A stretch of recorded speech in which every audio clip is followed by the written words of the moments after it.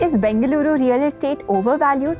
Because here's the thing, in summer of 2025, Bengaluru couldn't supply drinking water to its residents. The city's bore well was running dry.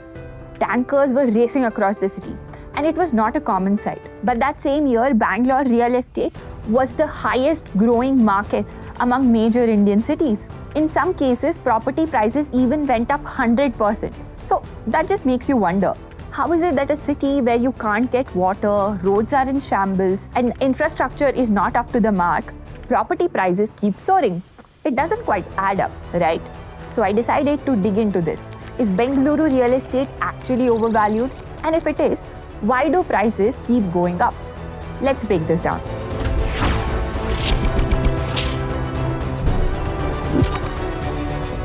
Hey folks, I'm Akanksha and you're watching FinShots TV. FinShots TV is now a part of Zerodha 01 network. Together, we plan on bringing you stories that impact your day-to-day lives, sometimes without you realizing it. So do consider liking this video, sharing it with your friends and subscribing to our channel.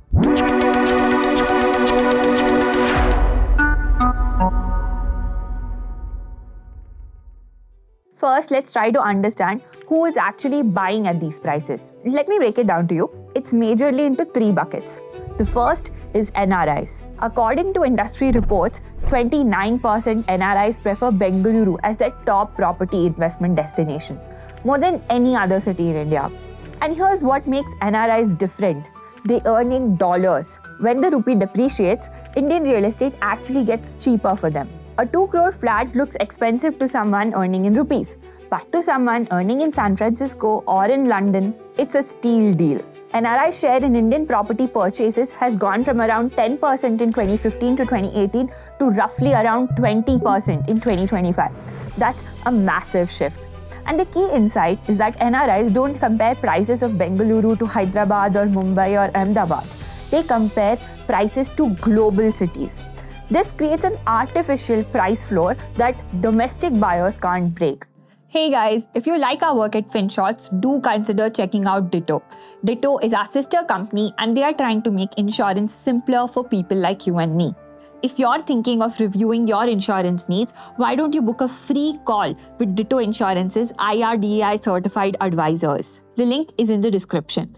Then, the second bucket is institutional and bulk buyers. Family offices, private equity funds, HNI groups, and developer-linked entities. These folks buy 10 to 15 units at a time. They get anywhere around 10 to 20% bulk discounts that retail buyers can never see.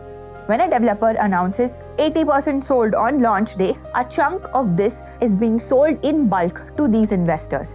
This is not retail demand. These buyers help create the scarcity narrative. They make the sold out hoardings possible.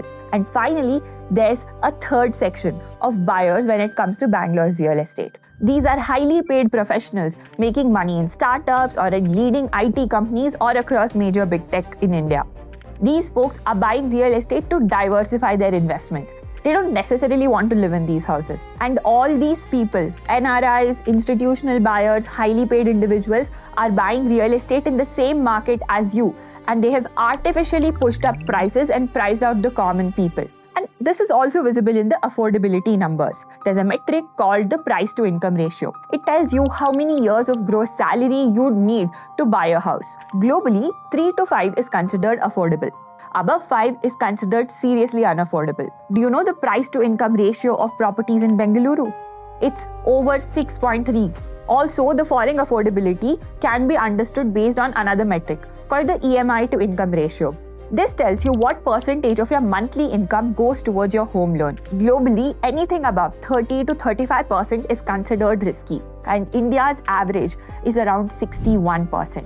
This shows how unaffordable property in India has become over the past few years.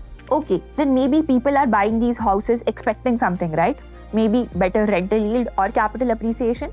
Like, why else would they be investing so much money in houses in Bangalore? But the thing is, rental yields also show a very bleak picture. Let me first explain what rental yield is. It essentially is the annual rent divided by the property price. It tells you whether your investment makes financial sense or not. Will you actually be able to make decent rent from a property that you've bought? So according to ANAROCK, Bengaluru's rental yield is around 4.5%. That's actually the highest among major Indian metros. But you do realize that it's not really decent. And that's the gross yield. Once you factor in maintenance, society charges, property taxes, vacancy periods, and the occasional tenant who ghosts you, your rental yield drops to around 2 to 3%. Now compare that to a simple bank fixed deposit at 7 to 7.5%. So mathematically speaking, you could put 2 crores in an FD and make more money than the rental income you'd get. But you might say there's also the factor of capital appreciation. What if when I sell my property, I make money there, right? We've made a video on why selling property in India is not that simple, and the seller actually gets the shorter end of the stick.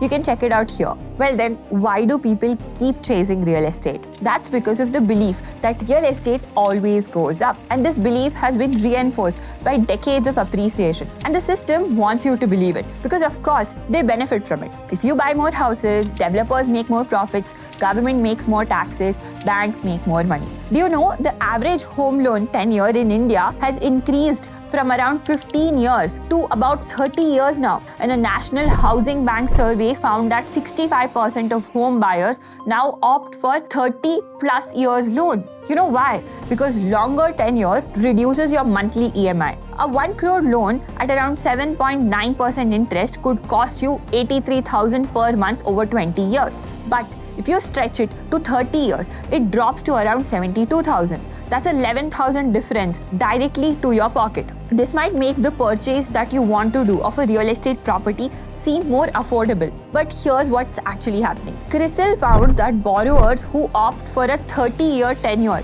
pay almost 2.5 times more in total interest compared to those who opt for a 15-year tenure loan. So this means a 1 crore loan, by the time you're done paying it over 30 years, you've actually paid closer to 2.5 crores. Everyone benefits with the prices staying higher, everyone but you. So, is Bengaluru real estate overvalued? Let me give you an honest answer.